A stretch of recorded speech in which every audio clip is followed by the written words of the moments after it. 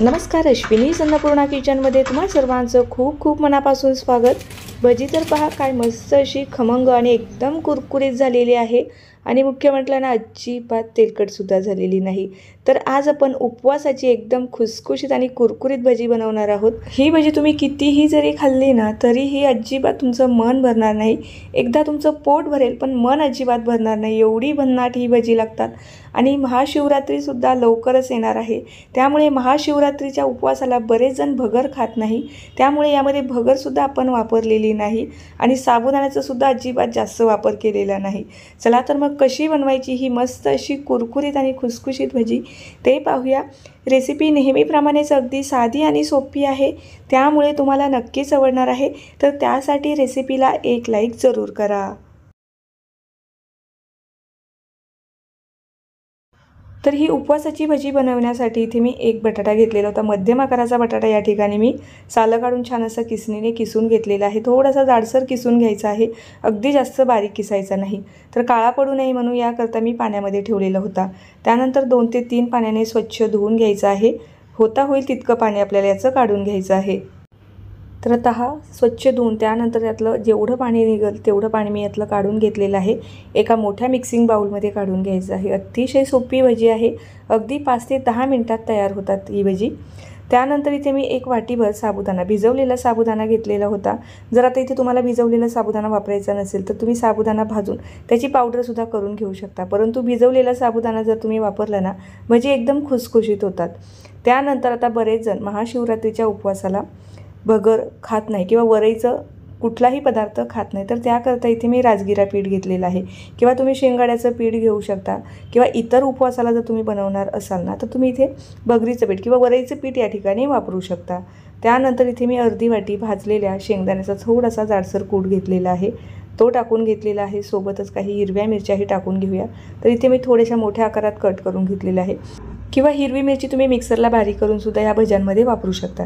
त्यानंतर इथे मी अर्ध्या लिंबाचा रस वापरलेला आहे। लिंबाच्या रसामुळे आपली जी भजी आहे ना मस्त अशी खुसखुशीत होतात। 1 चमचाभर जिरं घातलेलं आहे, 2 चमचाभर इथे मी वरईचं पीठ घातलेलं आहे। आता पुन्हा एकदा सांगते, महाशिवरात्रीला तुम्ही जर भगर खात नसाल किंवा वरई खात नसाल तर तुम्ही हे पीठ स्किप करू शकता किंवा ज्यांना भगर चालत असेल त्यांनी वापरलं तरीही चालेल किंवा पूर्णपणे नाही वापरलं तरीही चालेल। त्यानंतर लगेचच चवीप्रमाणे मीठ टाकून घेतलं आणि भजी छान मस्त अशी चटपटीत व्हावी याकरता मी अर्धा चमचा साखर घातलेली आहे। साखरेऐवजी तुम्हाला गूळ वापरायचा तर गूळही वापरू शकता किंवा साखरेची आणि गुळाची चव तुम्हाला आवडत नसेल तर तुम्ही हे वगळू शकता।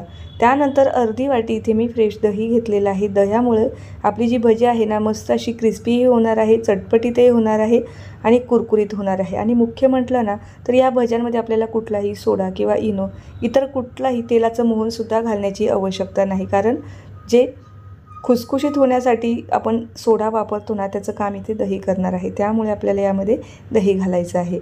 तर आता सर्व जिन्नस छान एकजीव करायचं आहे, पाणी न टाकताच आपल्याला हे मिश्रण छान असं एकजीव करायचं आहे। तर आता ही जी भजी आहे ना तुम्ही एरवीच्या उपवासाला बनवणार असाल, राजगिऱ्याचं पीठ नसेल तर तुम्ही इथे पूर्णपणे वरईचं पीठ वापरू शकता किंवा नुसतं तुम्हाला आता हे दोन्ही पीठं नसेल तर तुम्ही साबुदाण्याच्या पिठामध्ये सुद्धा ही भजी बनवू शकता, त्यामुळे ही भजी खूप छान लागतात, मस्त अशी कुरकुरीत होतात। आता साबुदाणा जर तुम्ही इथे वापरणार असाल ना तर त्याची फक्त थोडंसं भाजून घ्यायचं आणि त्याची जाडसर पावडर तयार करून ह्या भज्यांमध्ये वापरू शकता जर पीठ अवेलेबल नसेल तर। तर हे मिश्रण माझं भिजवून झालेलं आहे, यामध्ये आता मी थोडीशी कोथिंबीर घालणार आहे।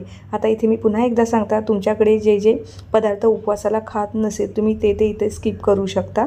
आमच्याकडे हे सर्व पदार्थ खाल्ले जातात, त्यामुळे हे पदार्थ मी यामध्ये वापरलेले आहे।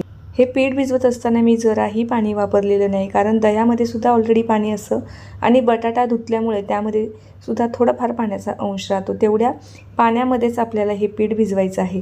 तर हे भज्यांसाठीचं पीठ आपलं तयार झालेलं आहे। आता हे रेस्ट वगैरे ठेवत बसायची अजिबात गरज नाही, लगेचच भजी आपण तळायला घेऊया। तर आता ही भजी तळण्यासाठी तेल इथे मी छान असं मीडियम गरम करून घेतलेलं आहे। उपवासाला भजी तळत आहे त्यामुळे इथे मी शेंगदाण्याचं तेल वापरलेलं आहे। जर तुम्ही अगदी नाश्त्यासाठी बनवणार असाल तर घरच्या तेलामध्ये तळले तरीही चालेल। मस्त असं तेल आपल्याला मीडियम गरम करून घ्यायचं आहे, फार कडकडीत करायचं नाही, नाहीतर आपली जी भजी आहे वरतून रंगाने जास्त गोल्डन ब्राऊन होतात आणि आतमधून कच्ची राहतात। मंद ते मध्यम गॅसवरती आपल्याला हे छान असे सोनेरी रंगावर येईपर्यंत तळून काढायचे आहे। कुरकुरीत झाले की आपोआपच ते आपल्याला दिसतात की ही भजी मस्त अशी कुरकुरीत झालेली आहे। तर हे पहा, अगदी मस्त असा रंग भज्यांना आलेला आहे आणि खूप छान असे दिसत आहे। आता ही सर्व जी भजी आहे एका ताटामध्ये काढून घेऊया आणि दुसरी ही बॅच आपण तळून घेऊया। आता जेवढी आपण भजीसाठीचं जे पीठ तयार केलेलं होतं ना, साधारणतः 3 ते 4 जणांची भजी आपल्या एवढ्या मिश्रणामध्ये तयार होते।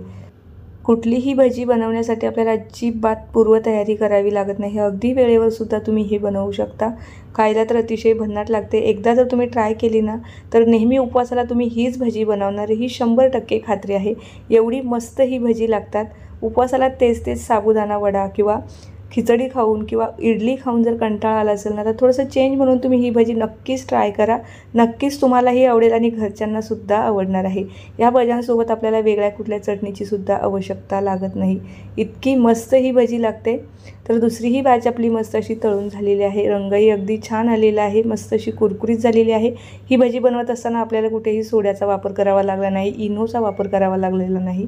या दोघांचं काम आपल्या इथं दह्याने केलेले आहे, त्यामुळे भजी मस्त अशी खुसखुशीत झालेली आहे। तर दुसरी ही बॅच आपली तळून तयार झालेली आहे। बाकीची राहिलेली भजीसुद्धा सेम पद्धतीने आता मी तळून काढते।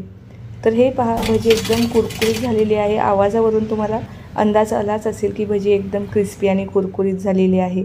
बनवायला अतिशय सोपी आहे, खायला म्हणाल तर त्याहून भन्नाट आहे। फक्त उपवासालाच नाही तर एरवीसुद्धा तुम्ही ही भजी टी टाईम स्नॅक्स म्हणून नक्कीच खाऊ शकता। आणि ही जी भजी आहे ना, अगदी बऱ्याच काळापर्यंत एकदम क्रिस्पी आणि कुरकुरीत राहतात, अजिबात बसत नाही किंवा तेलकटसुद्धा होत नाही। तर ही भजी जर तुम्हाला आवडली असेल तर नक्की ट्राय करून पहा आणि कशी झाली ते मला कमेंट बॉक्समध्ये कळवायला अजिबात विसरू नका। तर आता ही जी भजीची रेसिपी जर तुम्हाला जराही कुठे आवडली असेल तर नक्की लाईक करा, तुमच्या मित्रपरिवाराबरोबर आणि नातेवाईकांबरोबर सुद्धा शेअर करा। चला तर मग पुन्हा भेटूया अशाच एका नवीन रेसिपीसोबत। तोपर्यंत धन्यवाद।